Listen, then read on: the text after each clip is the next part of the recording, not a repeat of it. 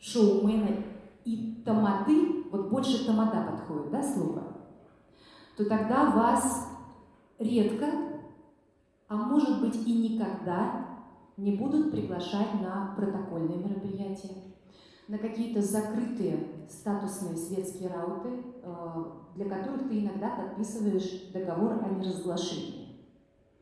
Потому что на моей практике не раз было такое, что мы в ходе встреч каких-то рабочих обсуждали кандидатуры возможных людей. Кластер клиентов А, Б, С, Д, это уже экономическая градация, да, будут вам подходить, в принципе, и могут вас пригласить. Если вас не пригласят на какое-то там официальное, протокольное, правительственное, международное мероприятие, то в любом случае этот же человек, оказавшись просто клиентом, который там женит своего сына или делает какой-то сюжет, непременно пригласит вас как шоумена.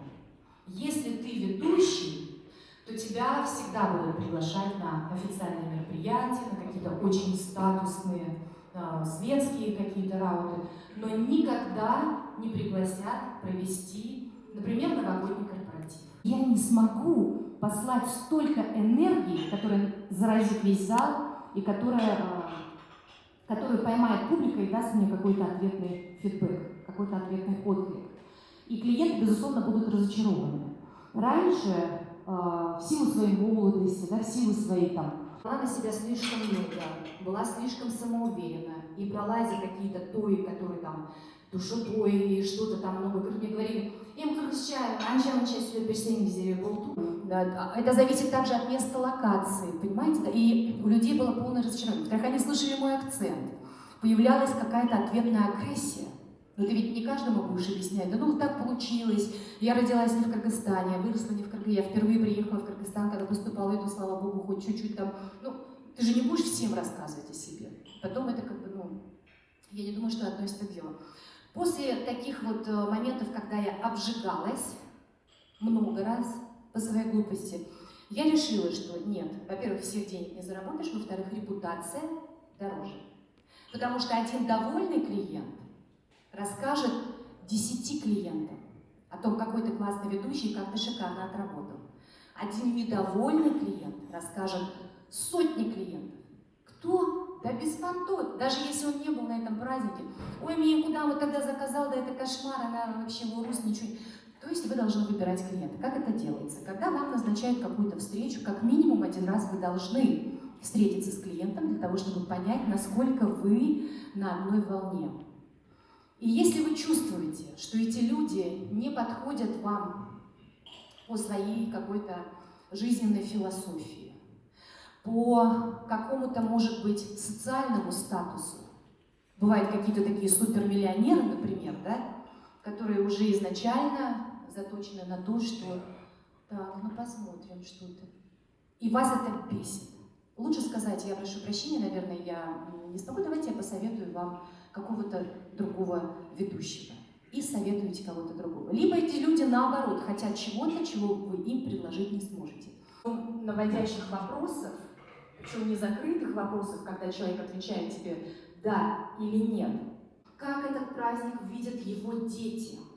Сколько процентов будет молодежи? Сколько процентов будет стариков? Сколько процентов будет интеллигентов? Если есть регионы, из каких регионов? То есть это все такие нюансы, из которых вы сможете затем составить для себя картину. Да, этот праздник я осилю. Да, я смогу предложить ему именно тех артистов и те шоу, которые ему помогут. Либо нет, я лучше от этого заказа. Про то, что как быть женщиной-ведущей, наверное, вам этого не надо, потому что я вижу, что здесь девочек нет, да? Но были, да, мне Бакыт сказал, что были 2 девочки и не дождались. Женщине-ведущей намного легче, поверьте мне. Такое более-менее лояльное отношение, да? Во-вторых, ты приходишь весь красивый, накрашенный, на шпильках, в платье. Естественно, это уже рисует какой-то образ, отграничивает тебя каких-то когда-нибудь такой братан, бас раз на раз, еще раз давай, что ты мне слова не дал. То есть такого нет. Потом у женщин есть такой, знаете, инструмент, что можно как-то хихоньки-хахоньки, аудап-солдат, чувство устойчивости, и в том, что она будет всегда на подхвате. То есть с кем бы я не работала, с Уланчиком, с Анджаром, ну, я работала практически со всеми. У нас всегда были хорошие тандемы, потому что мы всегда... Основ для ведущего, да, это обязательно речь. Вот я думаю, что если у вас есть вопрос, вы можете без скороговорки или что-то необходимо этим овладевать, потому что это вот наш артикуляционный аппарат развивает безусловно. Да, вести какое-то мероприятие с кем-то, да? Многие любят, когда одна девушка, один парень, то есть, да, классику. И как вы думаете, будет ли правильно провести это мероприятие, если ты еще не вел и не знаешь того человека, и как-то вот на ура взять этот заказ и провести? Или лучше будет отказаться? Но я думаю, что всегда человек должен взять, но даже видя вас впервые, я вижу примерно, у кого какой темперамент, у кого какой характер, кто как меня принимает, кто закрыт, кто открыт, кому теплее не довели а кто ведущий, да, есть люди, с которых я, несмотря на то, что у нас никогда не было конфликта и ничего не было, не могу прочувствовать, не могу принять. То есть я не могу сделать так, чтобы мое энергетическое поле и его энергетическое поле каким-то образом начали взаимодействовать. Это чувствуется, потому что ты начинаешь раздражаться в какой-то момент времени. Тебе кажется, что он делает что-то неправильно, что это вообще лажа, кошмар, господи, куда я попала. Ему кажется, что вот дура, зачем я согласилась. То есть вот чтобы так... А это потом это все зал чувствует. Это потому что всегда идет взаимный обмен энергией. Поэтому стоит встретиться. Если ты понимаешь, что вы с ним не сработаетесь, то лучше тогда, конечно же, отказаться. Но не так, что, вы знаете, я не могу, или там я говорю вам до свидания, что хотите, то и делать. То есть все время нужно оставаться корректным и помнить о том, что завтра будет другой день. И завтра этот человек может быть твоим клиентом, а может быть и послезавтра, может через год, но он может к тебе вернуться. Поэтому ты всегда с ним максимально корректно расстаешься и делаешь все возможное для того, чтобы помочь этому клиенту найти какого-то ведущего, который подойдет в контекст его праздника, в контекст его запросов, в контекст образа его жизни. Вот. Поэтому попробовать стоит. Сразу отказываться не надо. Хожу домой.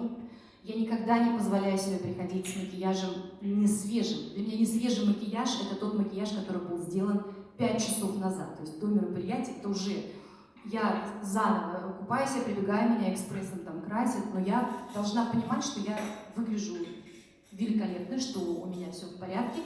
И тогда я могу не смотреть там в зеркало, не что-то там, не думать о том, так, у меня где же это волосы, там что-то торчит, шпилька, а просто отдаться празднику.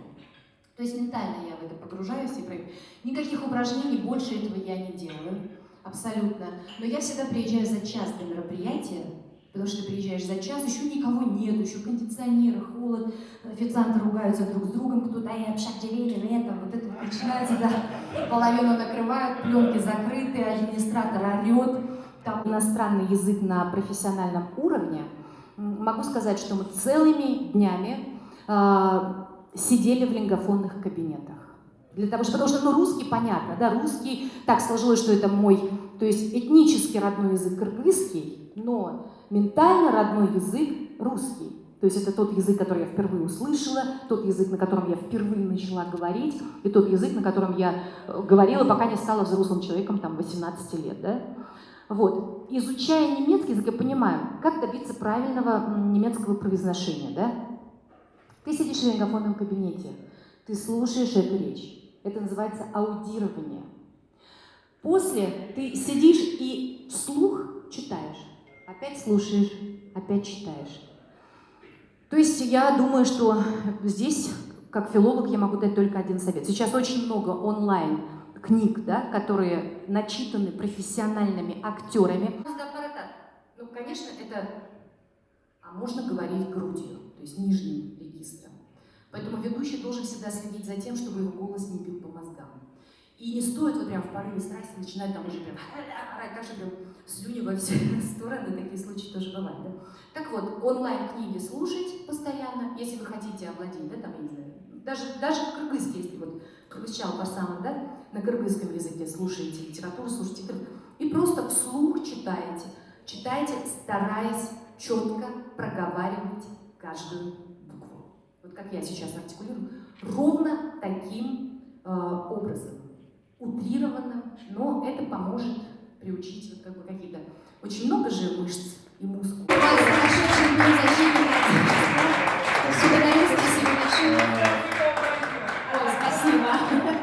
Можно пройти в своем репертуаре ко всем подкатам. И во многих мероприятиях, тоях, когда вот прям вы говорите, не любите, но вы там часто работаете, это знаю, да. И, собственно, вопрос. 17 мая будет государственный концерт, я один веду.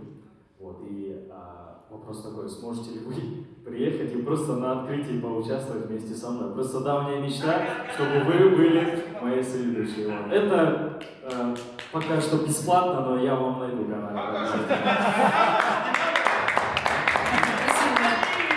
Я так понимаю, 17 мая, по-моему, просто я повязана своим обещанием, да, Гульмире Абдразаковой вместе против рака. Они, как правило, в этот день проводят какой-то благотворительный концерт, приглашают туда женщин, которые борются с онкологическими заболеваниями. Если в этом году этого концерта не будет, у меня не будет другого заказа, я обязательно приеду. Спасибо, что... Несмотря на цифры, которые вы назвали, вы прекрасно выглядите. Благодарю. Вообще, просто. Спасибо большое. И меня, наверное, у вас прекрасная речь. Я много наслышан, очень много ведущих говорили, что с вами в паре вели, и я думал, кто это, как выглядит, как говорит, и я под впечатлением. У меня вопрос не как ведущий, наверное, больше. Меня интересует психология, наверное, эта область. И если даже сейчас в зале, возможно, будут такая реакция, как «Ой, изучили», но я хочу спросить, какую книгу вы бы посоветовали почитать по именно личностному росту? Если По можно. личностному росту, Да. вы знаете Ирина Хакамада? Ирина Хакамада. Нет, это женщина, которая является коучем и входит в десятку самых профессиональных спикеров мира. Она работает в основном для мужчин, потому что она в мужском мире завоевала этот мир, она в политике, она баллотировалась в президенты, она побеждала от партии, она была спикером, она пролоббировала бизнесу в России, она доктор экономических наук, она философ, она психолог, и который читает, вы просто... У вас будет взрыв мозга, я вам это гарантирую. Эмоциональный интеллект. Там много вообще всего. Владение аудиторией, владение собственным предсказуемого времени, которое у нас сейчас, в том числе, да, здесь у нас даже может быть хуже, чем где бы то ни было еще в мире. Вот как найти себя, как оттолкнуться от самого дна. И после этого, когда вы подготовитесь ментально, почитайте ее книги. Например, там «Дао жизни». У нее много книг всяких, но... Причем это настолько емко, настолько образно, и вы сидите и поражаетесь, и думаете, боже мой, это все на поверхности, как я мог не понять. То есть это самая лучшая психология. Прочитайте и послушайте обязательно. Еще вопрос. Ирина Хакамада. Ирина Хакамада, это леди, легенда. Да, конечно, вопросов, наверное, есть еще у многих, но я бы хотел задать вот именно о психологии. Иногда бывает такое, что ты ведешь какое-то то или мероприятие, кто-то на тебя так смотрит, как будто ты ему это там $5000 должен, и, ну не знаю, он тебя сегодня встретил. Вроде бы что-то у тебя не получается. И в такие моменты что мы должны делать? Вообще на него не смотреть или что? Великолепный вопрос. Я упустила этот момент. Спасибо, что вы вообще такой инсайт мне дали. Когда ты работаешь на большую аудиторию, ты всегда выбираешь среди вот этих вот сотен пар глаз те, которые на тебя смотрят с улыбкой. Спасибо вам, вы сегодня меня вдохновляли. И ищите, обязательно в зале найдется, хотя бы 10 человек, а может быть и 30, и 50, которым вы нравитесь, с которыми совпала ваша энергия, которые вот на одну частоту настроены ваши антенны. И когда ты видишь, вот как на тебя смотрят, ты понимаешь, что все классно. Когда ты видишь, что на тебя кто-то смотрит, типа, и что, что-то еще можно. Не надо на этом, во-первых, заострять внимание. Если ты понимаешь, что его поле вот это прям черное, не надо, потому что это может окончиться каким-то конфликтом. Если ты понимаешь, что человек, в принципе, просто растерян или взволнован, Ты можешь вот говорить, как я, да, часто делаю такой вот прием. Ты просто подходишь к нему поближе и говоришь: ну, в общем, давайте встретим аплодисменты. У вас такая красивая улыбка, улыбнитесь, пожалуйста. И уже контакт, и уже человек, как, и начинает там через «не хочу быть». Но ты должен понимать, будет от него ответная реакция, или он тебе скажет: да пошла ты. Понимаете? Это всегда чувствуется, просто нужно открыть вот этот канал. Не просто вот механически работает, там, добрый вечер, давайте встретим место, давайте передадим слово, сейчас танец пойдет, там, когда там, а вы прям чувствуете, когда ты чувствуешь, когда ты открыт, тогда у тебя всегда будет контакт с публикой. Ну, мой совет, не зацикливайтесь на таких сволочи есть везде и всегда. Такие, типа, чё, мне хочется быть, мне вот раз, мне, что тебе не нравится, хочется вот так вот, понимаете, да? Все, просто находите те глаза, которые смотрят на вас, и просто работаете. Часто в последнее время я стала делать, вот там всегда же есть онлайн-трансляция, есть какие-то большие экраны, и я просто смотрю в камеру и представляю, что я работаю в прямом эфире, у себя на телевидении, и вот работаю на камеру, говорю: добрый вечер, давайте. И я вижу, что сзади огромные экраны, заранее, конечно, я смотрю, как я выгляжу, какой у меня макияж, и если я понимаю, что... Ну, это всегда видно по реакции мужчин. Мне легче. Вот, если я хорошо выгляжу, я, конечно, играю. Но я актриса, я актриса до мозга костей, да? То есть я всегда, даже когда прихожу домой, дочь мне иногда говорит: мама, ну хватит говорить голосом Айгуль Курмановой, я хочу просто маму, да? Вот, то есть бывает такая домашняя, когда я там думаю, что за это? Чё, посуду не могли помыть? Чё, кошка насрала? Чё, не можешь себе говно убрать? Вот такой, да? А есть вот такой образ, когда захожу в ресторан, все, я уже: здравствуйте, добрый вечер, да, все хорошо, да, все хорошо, как вы? То есть как я сюда зашла и: привет, Армати, как ты? Хорошо все? Я сегодня на самом деле не узнал вас. Вот.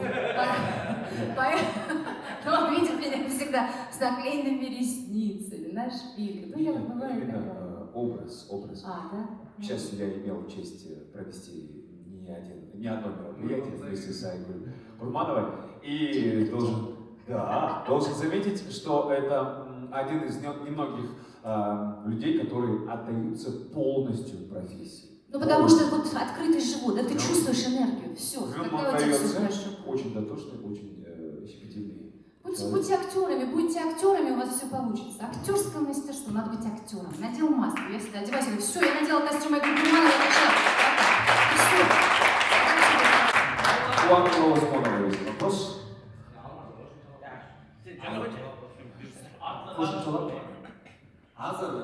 Sen sorma eğer sonunda olmadan kaçaktır. Әрбір тойға келсең болады да шындайшы. Сені кіріп ұмыт, жаман көзбен қарап, ана мен ақыры бір приз алғандар барамын да жоқ, ой, самая классная прическа вечера, сіз Анджелина Джоли ұқсас екенсіз деп қол шапты беріп онда, уже работает, ана ішінде красавчик тұрбайды да, вот қайта шашындай сияқты. Бір подход қылбаш керек та. Да, тоже способ, но все опять зависит от аудитории. То есть, да, как... У нас сейчас после вас будет одна тематика, мы про вау говорим, как удивить человека. Вы вообще женщина-вау. Многие из нас выросли на Европе Плюс, да, вот для нас культовые голоса Алтын и вы, да, вот и Салтан в свое время. Многие, когда говорят, они не делятся секретами. Вот ваш секрет вау, когда вот вы встречаетесь с человеком, люди знают ваш голос, но не знают лица. Вот встретились и вот что, вот крючок, вау. Ну, к нему отношение твоя улыбка. Каждый раз, когда я встречаюсь с клиентом или с кем-то незнакомым, я всегда говорю: здравствуйте, как вы сделали? Приятно встретить, спасибо за доверие. То есть я стараюсь максимально расположить человека, но я сама по себе такая. Я умею, конечно, включить из себя знатную хабалку и схавать так, что какашек не оставить, но я никогда не полезу первой, никогда в жизни. То есть, знаете, это вот такой тип, когда еду не свищу, а наеду не спущу. То есть мне не жалко, я всегда улыбаюсь, я всех люблю изначально, я всегда принимаю человека. До тех пор, пока он не начинает меня лично каким-то образом задевать. Да? Все, просто улыбка, улыбаешься, максимальная доброжелательность, максимальная открытость, это всегда подкупает.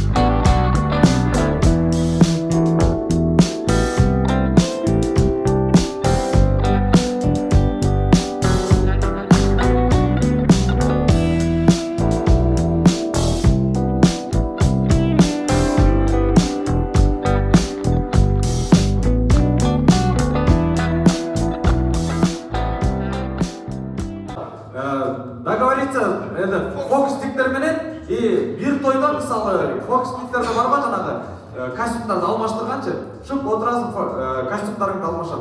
Ошол нерсени фокустер менен сүйлөшүп алып жанагы жерде сен тойдун башында же болбосо ар бир бөлүктүн башында можешь костюмуңду алмаштырганга да башында мисалы кызыл костюм кийген болсоң аягында экинчи бөлүктө может быть ак костюм кийип каласың да фокустер 50 көзүнчө сразу элдин астында ошол жерде да не алмаштырбай ошол жерде сразу экинчи айтылды негизи чындыгында той ээлери менен клиенттер менен сүйлөшкөн учурда пригласительный баналдуу түрдө жөнөтпөстөн бир өзгөчө жөнөтөлү деп жылдыздар менен пригласительный деп жаздык да чындыгында элестетип көрүңүздөр сиздердин видеоңуздарды жөнөтүүдө сразу жөнөтүү сиз ал жактан сүйлөп атасыз саламатсыздарбы урматтуу тойго келе турган меймандар паленче эке паленче байке ушундай ушул күнү ушул ресторанга келиңиздер туруп өчүп бүткөн ушунун тоюна 2 жаштын атын айтып же бир мероприятияга чакырып жаткан учур болот андан соң эле өчкөндөн кийин видео өчкөндөн кийин эле жылдыздар уже артисттер уже ырчылар баштайт келиңиздер биз баарыңыздар күтөбүз кимде ким ошол тойго келе турган мейман болсо сөзсүз түрдө ошол видеосу чыгыш керек типа ошол сыяктуу бул видео пригласительный жылдыздар менен все анда эмесе кийинки бүгүнкү биздин негиде шоу метронун эң жаш тамадасы мен бактимдин катары кошулгансыздар сиздерчи сураңыз Ассаламу алейкумдар. Биздин кийинки ошол шоубуз эффектибиз бул корпоратив үчүн арналып жалпы медицина тармагында иштеген медиктердин корпоративине эгер алып барып калсак так выходда пакетте тамада чыгып эле врачтын формасы менен чыгып үстүнөн кийип кийип турат анан баягы текшергич болуп да жүрөк текшергиччи тугандар корпоратив код болсо бир кол жабыңызда келиңиздер ушундай айткандан кийин сразу келиңиздер бүгүнкү корпоративге келген ар бир коноктун маанайын текшерип көрөлү деп ошого жүрөк өлчөгүч менен жүрөк немешет суу берет да дук этипчи анан келиңиздер сиздин эмеңизди текшерип көрөлү дейт бул текшергенде мындай тамада чакырып эле коебуз бар дейт типа бунун эмеси дейт да ою бул жерде звучный ушундай помните была же шутка калпак менен башына кийгизип анын оюн окуп типа ошол эле жүрөккө текшерилген да бул чындыгында бул фишка ар бир мероприятие ар бир корпоративге чыгып мисалы үчүн банктарга чакырган болсок банктын формасы менен барып ошол акчалар эмелер фишкаларды колдонуп пожарниктер чакырган болсок пожарный форманы кийип алып ошол сыяктуу Еще одно деление, да, пожарник менен банк менен кандай болду? банк менен мисалы медиктердикинде жанагындай жүрөгүн текшерсе банк кызматкерлеринде какой-нибудь ошолордун формасы это все кайсы сферанын алып барба ошонун формасын кийип чыгасың биринчи маселе мисалы үчүн банктын эмесин кызматын алып алганда жанагы сүргөн бар эмеспи акча чачып чыккан деп айтат ошол хорошо. Үчүнчү идея бул выпускнойго бул 4-чү. То есть выпускнойго башында бул жакта выпускной деген лентаң бар. Узун костюм кийгенсиң, баягы кичинекей бит 14 бит атканда. И тамада же болбосо ведущий башында звонок менен чыгып атат. Барын шалдыратып чыгып атат и ар бир антрактын башында типа того муну даже койгондо колдонсо болот экен жана звонок барго звонок деле антрактын астында залды айланып бирөө коңгуроо менен кыйгырып коет азыр антракт типа того ушундай идея келген биздики анан ошол эле учурда шариктер дагы кошсо болот экен да ушу менен биздин команданын соңуна келип бир кол чапкырыңыздар келиңиздер Браво! Азамат, какие классные, да? Супер. Андреевич, биздин командабыздын дагы Мынакей урматтуу достор, 2 күндөн бери мындан мурун биздин коногубуз Бакыт Байсариев байкебиз айтып кеткен шоу мен про тренинг азыркы учурда өтүп жатат, мастер-класс, бардык тамадалар бул жакта. Жана ошондой эле 2 күндөн бери көптөгөн жакшы сабактар болду. Азыр ошонун баарын биргеликте биздин тамадалар бул жактан эмне өзүнө жакшы нерселерди ала алды, биргеликте кандай нерселер болду, баарыбыз биргеликте көрөбүз. Биз менен чогуу болуңуздар. Мимика болуш керек, өзүң жылдыз болушуң керек, адам дегенчи ошондор жакшы. Так, дальше. Дальше ошол экөөнү айттым. Анан коноктор менен бийле менин ушундай бир вау фишкам бар. Биринчи бөлүктөн эмес. Лицосу. Менде бир жерде болду маскачы. Вообще жарат мен бомба. Реквизитка бул жердечи. Путин армак бар менде. Мынакей аркабызда көрүп жаткандай азыр бул жактан байкелерибизден билгендей азыр орус тилинен айтканда штурм болуп атыптыр. Бири-бири менен даярдаган нерселер быйылкы сезонго жаңы нерселерди чыгарып, ошону менен баары биргеликте азыркы учурда бөлүшүп жаткан учуру мынакей абдан сонун болуп атыптыр. И кичинекей той эсине баштаганда кичинекей бала айтып калса, ойнап келип кетет, мына келе. Тиги байка келет, тиги аны эмесе билбейм, мына ошоларгабыз 50 жашка чыгып мындай кылып. Тиги жылы келип, кыз 2-нчи курс болгону, 5-нчи курс болгону, Кыргызстандан той берип, аман эсен кайра кайтышат. Лондондо жүрөт 8 жыл, бирок келип кетип турушат. Жакшылык жамандыкка 8 жылдан кийин өгөт до сих пор балалуу болбойт. Же кыздуу болбойт. Врачи поставили диагноз. Бир туган сыяктысың да. Короче, силерден төрөлсө, либо урод төрөлөт, же вообще төрөлбөйт. Өкөм как брат-сестра. Это очень редко, кажется, встречается. Өкөмдүн башка күйөөгө тийсең, сен башка катнасаң, моментально өкөмдүн здоров как бык. Анан тиги өкөмгө ойлонбой, эми Лондондо жүргөн кичине европезированный болуп калгандар ажырашуу тоюн өткөрөт. Бирок Кудай жалгап эми ажырашуу той эмес, тигинин бирөөсүнүн нюхасы экен. Нюхага чакырып туруп анан выпьем за именинника деп айтарын билбейсиң, же за счастье двух дейсиң. Короче, тиги чыгып туруп, келгениңиздерге чоң рахмат, Алтышкандын туулган күнү тигине мындай деп тиги баштайт. Сүйлөп бүткөндөн кийин анан бизде дагы силерге бир жагы жакшы, бир жагы өкүнүчтүү кабар бар. Себептен биз экөөбүз ажырашып атабыз деп туруп. Сен бар, пошел деп. Мы абсолютно серьезно дейт. Мен деле билбейм анычы. Мен эң жөнүнө тамашалап отуп, пранк кылып отуп деп. Каякта байланып 8 жыл болду. Короче, биз балалуу боло албай атабыз.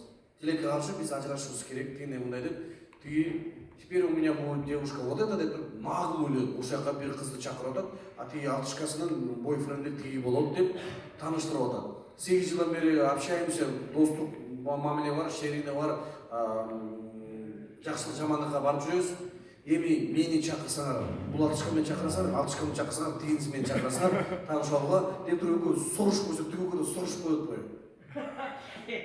Эми же күлөрүңдү билбейсиң же. Мен келип чыккан өтүр, брат, сүйлөсө эле. Анда экөө эки жак бактылуу болсо деп короктор өтүр. А чё так можно было десе, аял. Ажырашып тойда болгон. Мен да. Мен 2 жашым Америкада болгон, Кайнарда болгон той. Эрең турат, экранга чыгарам десең, Кайнардын Wi-Fi бир жерден кирип калганда билесиң да. Анан это невозможно. Мен за неделю пошел, протестил. Скайп менен сүйлөшүп, болбойт экен. Анан мен ошол тойду в прямом смысле слова Стамбулда отуруп алып эле өткөрүп койгом. Стамбулда отуруп, кальяндан чек коюп, короче, азыр мен силерге суроо берем, точно тойдогудай эле. Кантип мен силерге суроо берем. Саламатсыздарбы 2 жаш, баардыгыңыздар көрүп турасыңар, биздин бактылуу жаштарыбызды жакшы турасыңарбы десе. Жакшы деп жооп берет, кадимкидей эле. Анда жалпы турган конокторду карап, 3 жолу жүгүрүп койгон сен 3 өкөтүп жүгүрүп, аны видеого жазып алгансың да. Видео, короче, вопрос задают. Они этот вопрос слышат и на второй телефон это, по факту записывают. И получилось так, что как будто онлайн сүйлөшүп атабыз да, экранды өчүрбөй тургула, азыр 8 видео кыска жазып алгам. Элдерге салам айткан, баарыңарга жакшы мана, ата апа кандайсыңар деген немелерден в прямом смысле ошондой болуп калганын, как будто ощущение болуп калган да. Бул жакта интернациональный свадьбалар дагы өтө кызыктуу өтөт. Особенно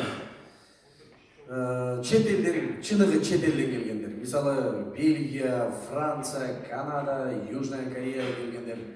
Южный корейцтердин эркектердин свадьбасын ким өткөргөн? Мисалы, чисто южный кореец келип туруп кыргыздын кызын алган. Аме жинди экен деп күйөө алганчы. Кыздын апасына барып туруп, жата калып туруп, бутуна мындай ийилеткенде саждага жыгылган дейт, мындай намазга жыгылган. Энеңди аны көргөн эркектер, туу энеңди урайын. Биздер үйрөтүлдү. қаншалық қыздың апасын балайды деген еме да бұл кісі. Құлды құрғаны. Бірақ бір жол қалады екен. Анан тиги мамасы 60-қа чейин жетсе, 60-та дагы бір жол куруп коет экен. Мен биздикине келесин.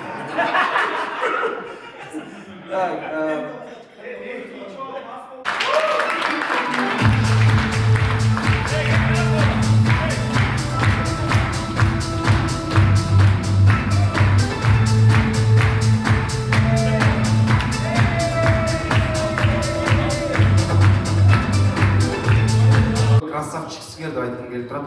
Анткени бул жашоодо жалпоолордун жамаасы вместе барыбыз Мақсат байке айткандай барыбыз чогуу бир күчпүз. Эми азыр чакан сыйлыгыга ваземес бар. У кого сейчас 2, да? У кого 3 лайка? Житель, смотрите. Бул жакта биздин оюбуз боюнча, несмотря на то, что бираз балким не влился человек, энергетикасы боюнча кандай бираз толкунданды, тартынды, бирок берекелүү кыргыз элибиздин, кыргыз жерибиз башталган жерден биздин илгертен баштап эң кооз, эң сонун, эң мейманкөй биздин бир туугандарыбыздын жеринен келген, атайын Баткен облусунан келген бир тууганыбыз бар. Кол чабар менен чакырып алып келип. Келиңиз.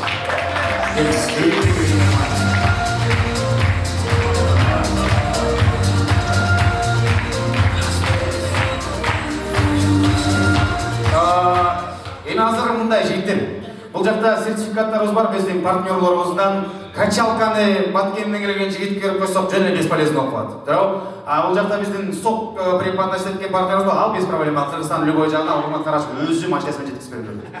Ал эми бүгүнкү күндө мындай сонун сертификат алдым, катышып келдим, сабак алдым, жана албетте эле барып Бишкектен жаңы жыттанган нук менен келдим деген ниеттен ошол организаторлор атынан жана биздин партнерибиздин атынан эң мындай шоумендин маанилүү бир кебетеси болгондуктан костюм ушул жигитке бергибиз келип турат. Өкүлү Жакыпбайұлы, Колчалар менен Центр Костюмерс компаниясынын өкүлү. Оригиналдуу алышып куансак керек, 60 Колчалар. Сизге ийгилик каалайбыз. Өзүңүз айтып берип койсоңуз. Менин атым Кутбидин. Жакшы кече болду, жакшы сөздөр айтылды. Бул жерде абдан күчтүү тамадалар бар экен. 5 кол тең эмес дегендей эле бул жерде биринен бири күчтүү экенсиңер. Бул жерде сизге арналган сертификат. Бул сертификаттын магазинine барып, кыздар кайсына түшүндүрүп берет, шарттан. Сиздер бүт ушул жерде тамадалар, бүт баарыңыздарга эле костюм керек.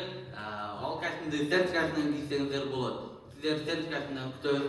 Сиздерге сертификат бар.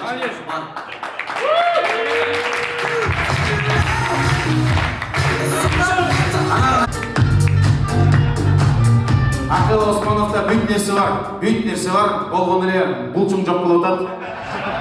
Ошого сизге бир айлык абонемент. Акыл, Колчалар, Бискот, Muscle Factory. Дегеле эң чемпиондордун эң бакыттуу.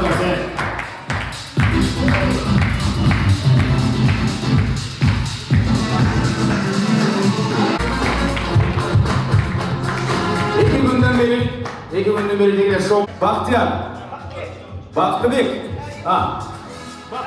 Каримов.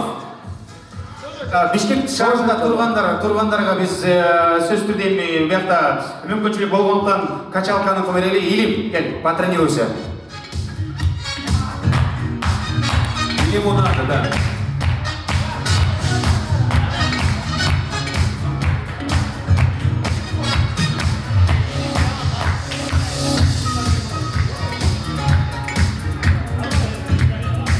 Папаша Драчун, Урмат Карачевден сертификаттар сиздер үчүн тургандар. Караганда мушташат деген ушул жигиттен көрдүм. Баарына получается. Калгандарда бир сертификат жетпей калганда эртең келесиң. У кого лайки? Хозяйка всем дает, можете поднять руки, пожалуйста. Я его за язык не тянул, я его не заставлял. Ты не добавил, братан. В договоре такого пункта не было. Ошол сахнада турганда ошол жактан араласыңар го. Ребят, есть кто приехал не с Бишкека, а с другой вот, ну, с другого места и не получил лайки? Есть? Я хочу вот эти 2 лайка вот получше отдать чисто от души, от Бишкека. Все, давай, красавчик, давай. А это значит, и сертификат тоже передаем. Сертификат передаем тебе, гелевой,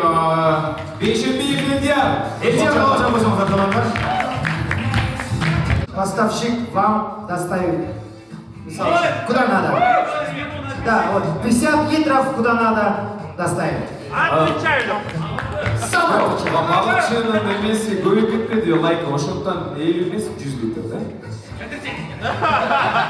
Рахмат, Алла разы болсын, сүріп кетшелер. Нурик красавчика берет.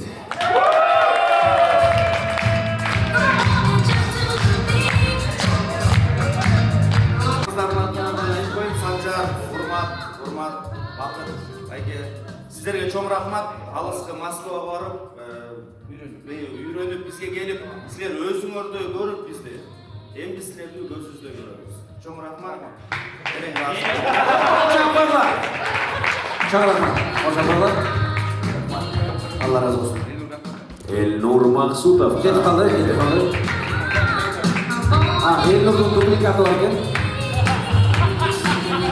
Адилет Чумабеков. Красавчик.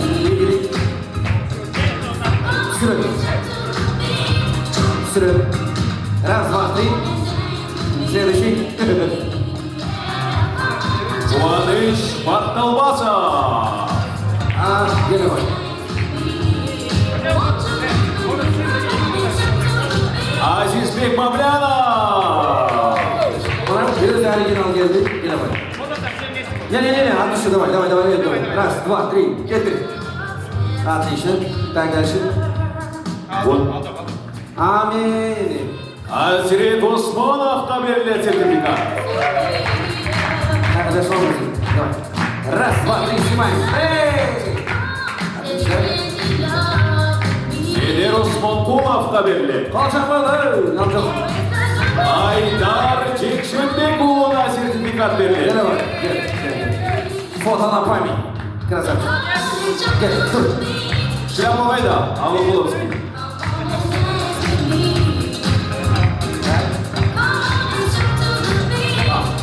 Атайын жалауаттан келген соның прическасы бар жігіт Бедер Сакиев, супер креатив.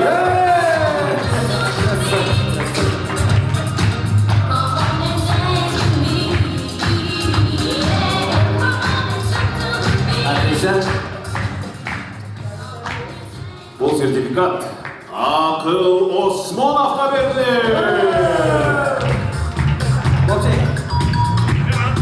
Өзі ұзындар шыққан иттей жаманда бұлты кетіп қалады, өзі тек тағып қалады дейін. Банды. Мурат Карачев. Карачевтар, молодцы. Бұлар ресторанында қалды, той бизнесінде қалды, әйеліне аман қаласында. Дальше жөжелерді алып келеді. Жөжелер азырынша батпай кейді. Алмаз Шер, абдан қуаныштамыз. Молчалар, красавчик. Өзгөндің болуын Бишкектің тұрғыны. Шер, красавчик. Жана ең мықты алпаручу продюсер Аргел Есенбайұлы. Жоқ, тайып кетті. Тоже нет. Абдан ичипейіл жана шынды эле идеяға бай, жарқын жүзді Арсен Тыныштықбеков.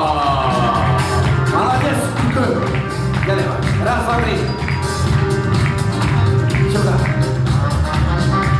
Бізден ең жас коллега Бақтыбек Каримов. Гел. Жалаваттың супер жылдызы болып көрісі жана шынды эле Кыргызстанда. Жалаваттың Кыргызстанда. Мынакей Шоумен Про тренингінің дайбір ең мықты қатысушысы. Негізі бұл байке өзі деле мықты, бирок дагы болбой өзү мыктылайын деп келип калыптыр. Нурик красавчик, бүгүнкү тренинг, 2 күндүк тренинг сизге жактыбы? Сиздин эмоция кандай болду? Эң сонун биринчиден рахмат ушул суроону бергенгечи. Бул жерде мындайда мен мыктымын деп келбей коюш туура эмес. Бул жерде бири-бирибиз менен идея бөлүштүк, бири-бирибиз менен жакын болдук. Мага ошонусу жакты, аябайчы. Мен мурун тааныбай жүргөн шоумендер менен тааныш болдук. Эми экөөбүз мурунтан тааныйбыз го.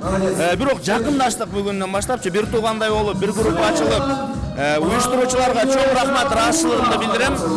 Мындан кийин дагы болсо мен колдойт элем, ар дайым келет элем. Ушундай биздин шоумен пролор көп боло берсин, жигиттерибиз алдыга жылы берсин. Сага да ишиңе ийгилик каалайм. Чоң рахмат. Нурик красавчик. Мынакей бүгүнкү шоумен про тренингине жекеле Бишкектен эмес, Жалал Абад жергесинен келген конок Самаган мырза алдыңыздарда турат. Бүгүн негизи эле тренинг жактыбы? Жакты, мыкты деңгээлде уюштурулду. Мыкты дагы уюштуруш керек. Мыкты аябагандай багажды толтуруп кетип атабыз. Кыскача 3 жаккан нерсе сизге. 3 жаккан нерсе. Вау, фишкалар. Дагы өзгөчө спикерлер.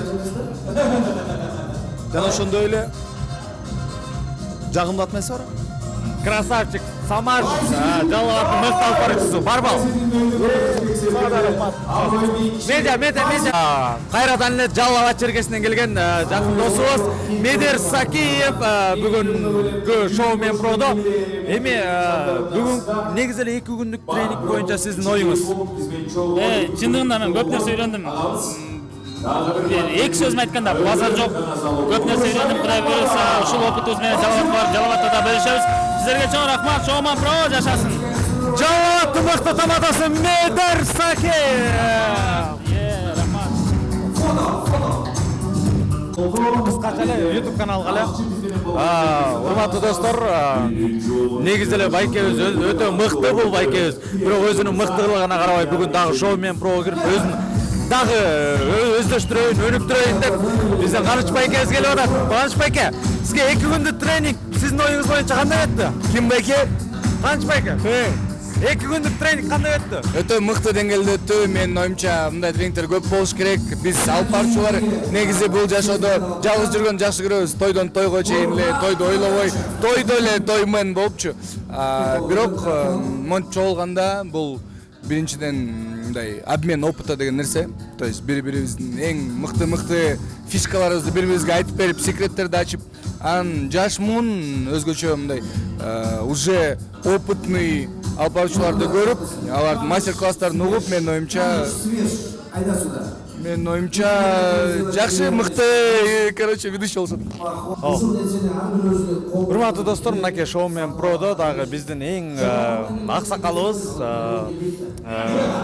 мыкты алып баруучу Шайбек Акматов. Сиз тренингке негизи сиз көп жылдан бери алып барып жүрөсүз, бирок бул тренингке келиштин кажети бар беле?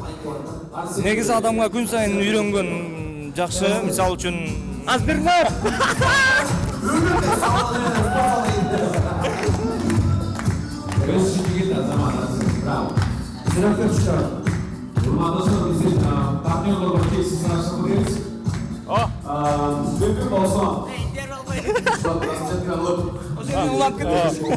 Шайбек Ахмет, ошол келүүнүн бул тренингке келүүнүн баштан негизи Шайбек экем сиз ушул той сервисте жүргөнүңүзгө көп эле болду да, той опыттарманда. Бирок ушул тренингке, ушул мастер-класска келүүнүн кажети барбы дейм да?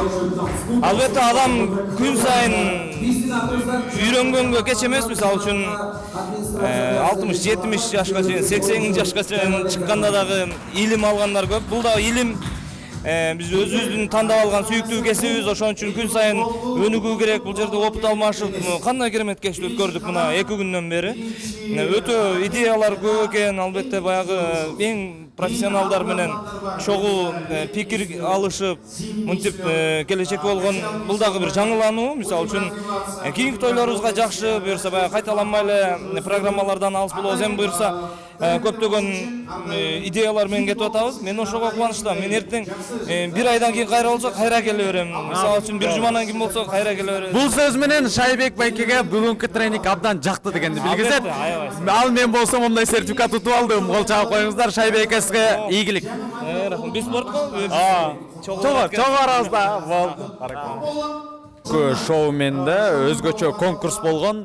Ар бир конкурска ким активдүү катышса, лайктарды чогулткан. Ошол лайктардын эң рекордсмени Таңатар мырза, Кыргыздын жакшылыгында канча бир жылдан бери кызмат келип жаткан. Тренинг боюнча оюңуз? Тренинг аябай сонун болду. Негизи бул жерден айта кетчү нерсе, мисалы үчүн бир гана бул 4 адам бизди чогултуп алып, булар бизге мындай кандайдыр акыл насаат үйрөткөн жери жок да. Бул жерден көп түкүрсө көл болот деп баардык тамадалар, алып баруучулар биригип алып, ортого бир ой таштап, ошолордон өзүнө керектүү бир сонун оюндарды, сонун фишкаларды өзүнө өнүктүрүүгө бир аябай сонун мүмкүнчүлүк болду да. Баракелде, сизге да ийгилик. Кесиптеш, жакшы көргөн байкебиз. Алдыда Илим Артылбеков дагы ушул Шоумен Продо катышып көптөгөн 2 күндөн бери өзүн аябай жакшы көргөздү. Шоумен Про боюнча сиздин оюңуз? Оюм түз, эң сонун, мындай тажрыйба алмашуу, өсүү, өнүгүү эч качан тоскоолдук кылбайт. Сизге дагы, мага дагы. Андыктан мындай шоулор көп болуп туруш керек, негизи качайт эп туруш керек. Мазгенеч Санжар байке туура айтты, негизичи. Жаңы материал менен киребиз эми той сезонго. Буюрса эртең бүрсү күндөн эле той бар. Буюрса эми жаңы материал менен тойду жарам. Анда эмесе жакынкы жакшылык кимде болсо бизди чакыргыла. Баракелди, Илим Артылбеков.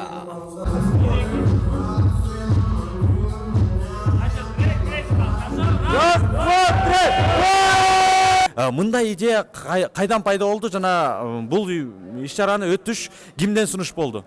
Эң биринчиден биз Бакытка рахмат айткыбыз келет. Анткени Москвада ушундай нерсе болуп атат, Астанада болуп атат, тиги Азербайжанда, Арменияда болуп атат жигиттер деп туруп маалыматты казып интернет чукулап турган. Бул мына өзүнөн билинбесе дагы аябай элпек, шустрый Бакыт мырза. Өзүнүн караганда шашпай жүргөн адам көрүнүшү мүмкүн, бирок ар дайым изилденип турат. Бакыт бизге айтты. Негизи төртөөбүзгө айткан жок. Толтура гильдия ведущий, алып баруучулар баарын айтты. Биз төртөөбүз чечим чыгарып, эми ал каражатты. Ачык айтканда, бул жагы бир 1% дагы жетпейт. Анткени Москвага жол кирем, ол кире, тияк бак, анан плюс өзүнүн да кирген акчасы болуп көп эле кетти. Ар бир өзүнөн бир $1000 аркы ар жак бир жайга кетип калды. Бирок келгенден кийин биз жолдо келатып бир нерсе оюга келди. Блин, аттың биздикилер көрсө дагы кандай сонун өнүкмөк деген демилге бир адамдан чыкты десек жаңылышабыз. Баарыбыздан ойлонуп атып, башыбызда ушундай ой чыгыптыр.